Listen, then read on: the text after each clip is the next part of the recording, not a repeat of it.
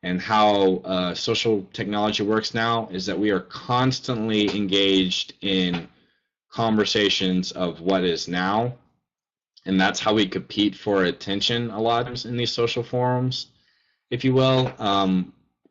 It's the way that we stay relevant. We just talk about what is going on now, and now that's also just amplified through social media in a way that's really further decontextualizes it from a place in time, a place in geography, and a place in culture, the whole 9 yards. It's just everybody's talking about their opinion, and it's further removed from the work. And that's one of those things also that always kind of bothers me too, is when artists or graphic designers only show finished work and they don't really give you any kind of insight into what was actually invested in it and the process that went through. And so instead we're left to either praise the beautiful work that remains as being this great accomplishment, or to criticize it as being a complete failure.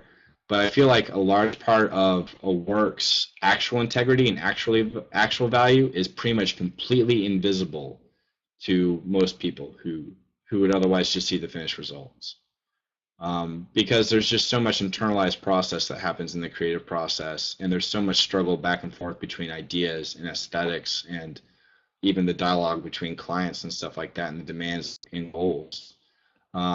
That it's really hard to represent all that in a finished product and have that really effectively communicate not only the end desired idea, but also the whole process that went into it. And I just don't know. It's one of those things where the logo, the current London logo, as awkward as that seems and wonky, for lack of a better term, it's really difficult to say how that's going to look in 5 years, in 10 years, and 12 years. I think. Would you say that it's what's the word I'm looking for? Appropriate in the reflection of the current state of graphic design and/or visual communication?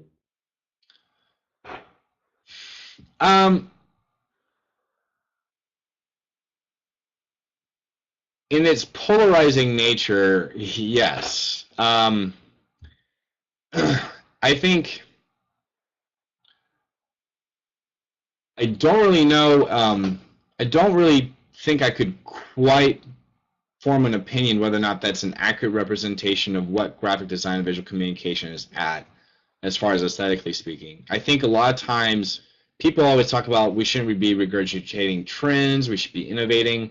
But I think, my personal opinion is, trends for the most part of their lifespan are actually invisible.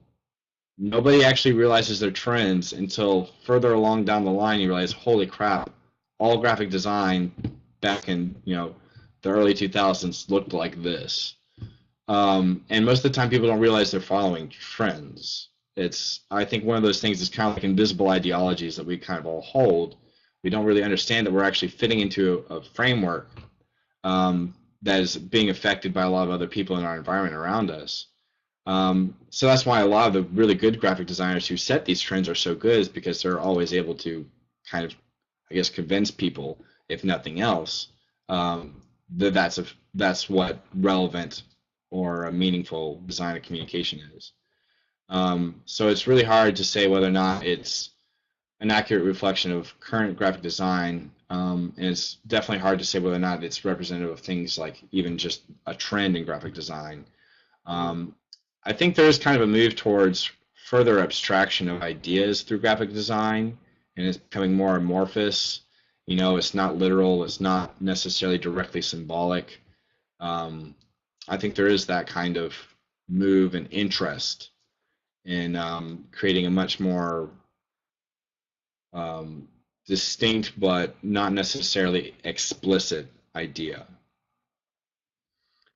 We are nearing the end of our hour, unfortunately. Again, this is another design chat that has completely flown by. We might go a little bit over that because I know we started a little bit late. So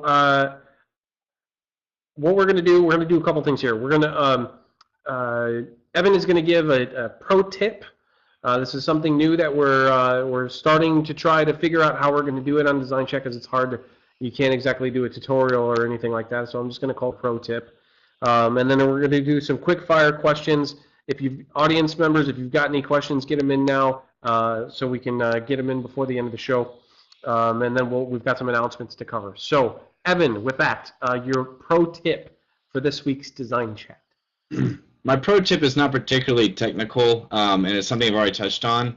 For one thing, I'm using like CS4, so I'm a little bit behind the times. I can't give you like yeah, I know, so out of date. God, what is going on with me? But I would personally really like to see more designers in their portfolio sites posting their sketches and the preliminary work along with their in-process work. And I don't know if designers are afraid of that, or they feel like it's cluttered the display of their actual work, or they just don't keep it around. I don't know. But to me, what's always the most interesting part of a work is how it got there. And that, I think that needs to just, I don't know why that's just not a bigger part of people's graphic designers' portfolios. I don't know why. What's frustrating to me is a lot of things like Dribbble are this weird dichotomy of a kind of bubble of graphic design that does kind of circulate its own trends and stuff like that, and is susceptible to the same kind of things that any online community would be susceptible to. But that offers a glimpse of what happens when you find ways to share work and discuss work, not look for validation about work. And I'm always looking for new ways to discuss work as far as how the work happens, the form and processes being used, and not just, oh, look how cute I make this. There's too much of that eagerness to posture and to display pretty things. And I would really like to see more discussion and more display of the struggle, of the failure, of the scratch marks, the erasures. Design is oftentimes, and art is oftentimes, really stressful. It's a manic process of, I have a great idea and I hate this idea. Why did I decide to do this idea? Or this idea isn't going to work. I have to do something different. And it would be great just to know a little bit more about how other peers or people who are more experienced than I pursue a final product and a final piece.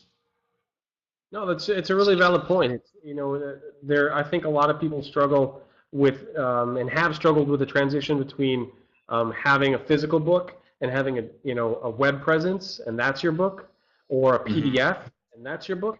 How many pieces do I put in it? How do I show the workup? I think there's a lot more opportunities on the web to figure out how to show the final piece, and then have something that maybe expands. You can dig deeper and tell the story of the project rather than just the pretty visuals and put a Pinterest pin it like it on Pinterest button, if you will. No, you're right. There's a lot of opportunity there, and I think a lot of people are missing out. We do have a question. Let's get to that real quick, and then we're going to do a quick fire. Another one from Andrew. Isn't the process the most valuable thing, though? Shouldn't it be kept to oneself and inform later work? I think that's a really good question. I think right now there's a big discussion of whether or not things like that should be shared openly or they should be kind of proprietary. I definitely think process is the most valuable thing. I definitely think process is very personal. I think also process leaves you really vulnerable. I think that's where, but I also feel like that's where criticism and discussion is going to be the most beneficial. And it's one of the, maybe it's not for everyone, and that's fine. But I think there are, and I'm not saying, be it always an open book if you have some secret process or some specific way that you code or format things or go about things. If you have a very, it depends on what the product and service you're selling, how open you want to be about that. But overall, I definitely think process is the most important thing, and that's why I think we should be talking about it more. And that's why I think that shouldn't be limited to just how the end product looks. We're going to do a series of quickfire questions now. And the subject of these quickfire questions is going to be about branding. And most of the names that are going to be dropped here are really big companies, right? So it's a high level of importance for them about how their companies are perceived. So I'm going to run through these really quick, and I'm going to give you two brands, and you've got to pick which one does the better job or is more recognizable to you as being in good standing as a brand. Are you ready? All right. Ready? Okay. We've got some of the stereotypical ones here. Ready? Pepsi or Coke? I saw this coming. Coke. Olympics or NFL? Ooh. Olympics. IKEA or Target? IKEA. Apple or Google? Apple. Twitter or Facebook? Twitter.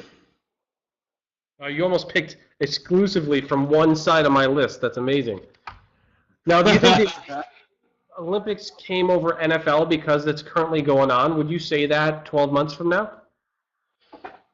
I think the Olympic ceremonial nature of it, and the fact that it's infrequent and that it's international, even though the NFL viewership and the amount of money the NFL makes is, I think, substantially greater. I haven't seen the hard figures on that. It's substantially greater. I think people are more drawn to the actual drama of the Olympics, even if it's for a shorter amount of time, but it's infrequent. And I think any time that there's controversy in the Olympics, it's a bigger deal than when there's controversy in the NFL. I think that says something is when there's controversy, what happens? Like, how much do people pay attention? I also live in a city that doesn't have an NFL team, so I'm kind of biased in that regards. Now, if I was like a cheesehead, I might say something totally different. So. I didn't even think the audience was sort of playing along too. The NFL got picked, Target, Apple, Facebook. Well, you know what? I almost want to make that sort of a recurring thing here on Design Chat, where we do quickfire questions, where both the guest and the audience gets to answer at the same time. That was kind of fun. Some housekeeping things here, guys. Before we wrap it up, Design Chat is a media sponsor of the CUSP conference. Go to cuspconference.com. Happening this year on September 19th and 20th, if I remember correctly. I think so. It's a Wednesday and Thursday this year. It's really a sort of inspirational, moving event. It's CUSP. It's about the design of everything. This is our third or fourth year actually being a media sponsor. And in line with that, we are giving away tickets again.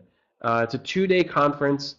If you buy your tickets, you've got 1 week before August 15th. They're $250 off right now. So if you just buy them straight out. But we're giving away tickets, and it's essentially a $1,750 value for this 2-day conference for free. I repeat that, free, capital F-R-E-E, promotional free. And so in the years past, we've done that by, I like it, free, by just doing Twitter, and we would just have you tweet with a specific series of hashtags. But not this year. That's too easy. We are going to be doing something much more difficult this year that might involve submitting YouTube videos, submitting as many different designs as you want. We haven't completely figured it out. But either way, it's going to be really hard. The one piece of information I can tell you is that we are going to be drawing that winner. We're going to be announcing that winner on our show on September 5th. Wednesday, September 5th. And then 2 weeks from then is when the conference happens on September 19th. So please stay tuned for more information about that. And again, CUSP conference is put on by Symbolic. That's where I am right now. I am in the Symbolic offices in West Dundee, Illinois. Check them out, symbolic.com. They're awesome. Some of you might know them in the past from being called Sonata Mason. I feel the responsibility to say that all the time because what came with the word Sonata Mason was a reputation that was upheld for a long period of time as being a resource of great design and great thinking. So check them out, symbolic.com. We do not currently have a guest scheduled for next week, but I would hopefully like to remedy that in the next coming days so we can bring you another live design chat next week. And I think that covers That covers all of my notes. Oh, I do want to announce, I did something kind of fun today. Typically I bring someone with me to the conference to help me manage doing the interviews that I do and that sort of thing. And I thought it would be a good idea to reach out to some of the Chicago area design professors that I know to see if they knew someone who was sort of deserving of this sort of experience where they can come and help me out, but they get in for free, and it's this amazing networking experience. So I was introduced to a guy named Wilson, who's doing design at Loyola. I'm really excited to meet this guy, and he's going to be helping me brainstorm and implement the ticket giveaway, and also be there with me at conference. There's a fly flying around, which actually landed on my nose earlier. I don't know if anybody in the audience. I was like, what the hell? I bet that didn't happen. Anyway, yeah, Wilson, hopefully we'll get him on the show sometime too, so you guys can meet him and say hi and learn what he's all about. So yeah, that happened. Cool. That wraps us up for this evening. Mr. Evan Roper, I want to thank you again for taking time to meet the Design Chat audience and let us know what you're all about. It was a lot of fun talking to you, and we're going to be looking forward to seeing where your path takes you in the future, whether that be your MFA program or more freelance and design projects. Well, thank you so much. I really appreciate this. Also, special thanks to Mitch Goldstein for recommending me and kind of opening the door for me. I really appreciate it. This has been a real privilege, and I will be back in chat room form for the next few. He's in the chat room, and he says, I'm going to make him do MFA. That means a lot to me. Thank you so much, Mitch. Thank you, Mitch Smith, by the way, and all you other guys for participating and for the good questions. Really appreciate it. It was really good thinking stuff. It'll be stuff I'll continue to think over. I think I have an email listed on my Behance or maybe on my LinkedIn. I don't know. Find me. Talk to me. We'll email back and forth. We'd love to have more people, more peers to talk to.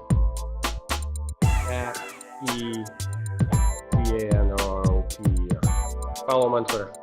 All right, guys. Good night. We will talk to you guys soon. Tell everybody about Design Chat. Love you. Okay, bye.